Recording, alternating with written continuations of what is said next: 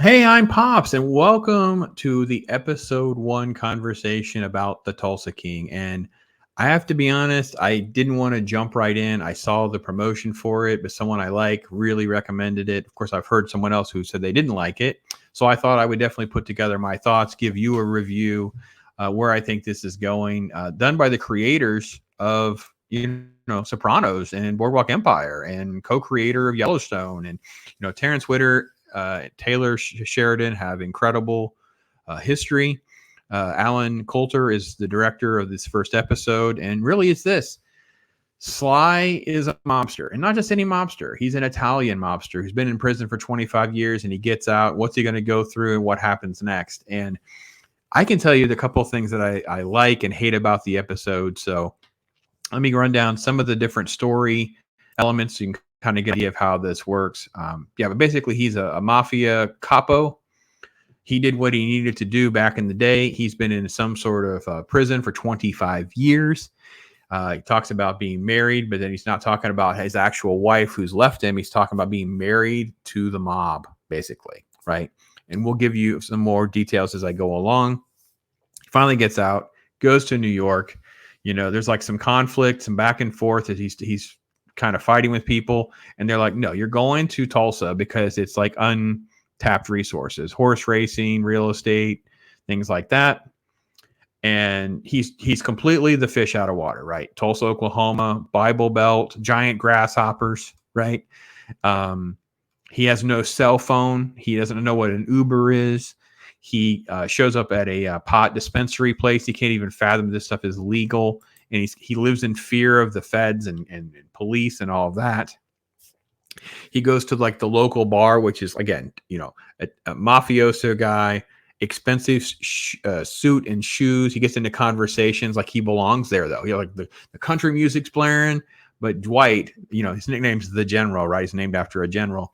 And he's riding home. He's got a black cab driver that he basically employs now. And there's a scene where he was like, he gave the guy cash to go buy him a navigator because he saw a magazine. And they basically are, it's Oklahoma. So they treated him like he was a crack dealer or something like that and told him to leave. So he shows up at the dealership. He resolves that situation physically. You have an ice cream scene which shows that he and his driver, the cabbie, which is, by the way, probably one of the hidden gems in this, is the fact that their chemistry is, so good. Jay Will plays Tyson, and he has this great chemistry with Sly. It starts out as sort of like this back and forth, and it just keeps getting better and better as you go. He goes to a bar. He's he keeps going back, so he kind of getting to know the bartender, some of the people there. Because it's like ladies' night. And one of them comes over, and Dwight's an old school dude. He's like, I don't want to have my picture taken. I don't want to participate. But then it becomes like, well, how do you party? And he like takes them to a strip club and turns these girls loose. He's just the alpha male in all of these situations, right? So what I love is the fact that there's so much happening in a single episode. Just the amount of information that is conveyed in dialogue and action and movement, the reactions, things like that, is off the chart. He has a little bit of opening and closing narration. I wrote down a couple pieces here. He goes, being 20, he's talking about being behind the fence for like 25 years. He says, I read some good literature. I wrote some bad poems and tried to avoid getting shanked for the second time.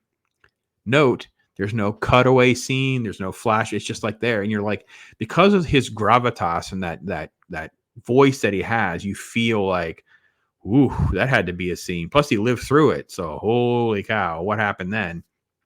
Right? Maybe we see it at some point. Maybe we don't. Right?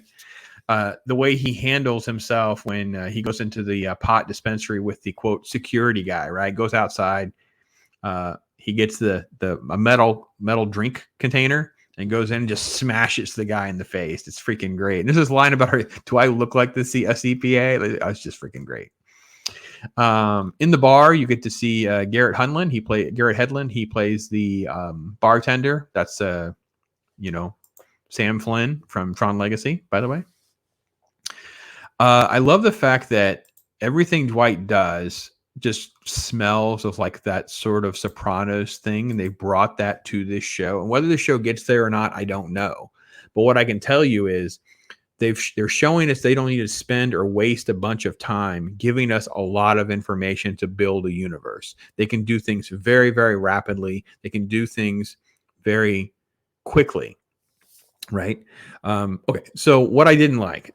So there is a contrivance at the very end that I didn't really care for. So in the episode, like I said, he takes these ladies to a nude bar. They're on stage, and he's like, I don't participate, but he's paying them to like let these ladies do what they do, but they have to be like hands off. Someone gets handsy, so he deals with them, and one of them, one of the older ones, comes over, and she's been flirting with him. They go back to this hotel, and there's a conversation about him being too old. He's 75. So I thought that was crazy. But he's so wise. He's explaining what the term Rubicon means, which I think is great. But at the end, they have this cutaway scene where you're basically with like ATF, alcohol, tobacco, and firearms. And they have a picture of Dwight, like he's been spotted in Tulsa. And earlier there was a quick shot of a spy, but you don't know who it is. But it turns out it's ATF. And the woman that he slept with, her name is Stacy, turns out to be an ATF agent. And she's like cringing, like, ah, crap. I don't actually care for that contrivance. I don't hate it, but I don't necessarily like it either. But again, world building. Let's see where they go. I still think the world is still very small. I need a lot more information about some of the mobsters that are in New York. What are the actual mobsters in conflict that he'll run into there in Tulsa? Hasn't been resolved or revealed yet. But I'm along for the ride. I don't know what you guys think. I've heard both pieces, both arguments of pros and cons, good and bad. I'm actually just shocked at how good Stallone is as pulling off, a 70-year-old Italiano mafioso dude. Man, I don't know. Maybe I'm wrong. I think it's freaking great. I love it. So anyway, that's my take on it. You guys tell me what you think. If you're going to stick around, I'm going to do another review when I get back on and kind of catch you guys up on that kind of thing. But with this, this is a little bit of a heavier show. But with this, I think I need to make you smile a little bit. So here's a throwback clip to go out on to say thank you to you guys for watching. You can like, share, subscribe, whatever. But this is an old clip that goes back to our Halo times when we got together for our Talk Hard team. So enjoy this moment and kind of have a little smile at the hysterics of an SJW character.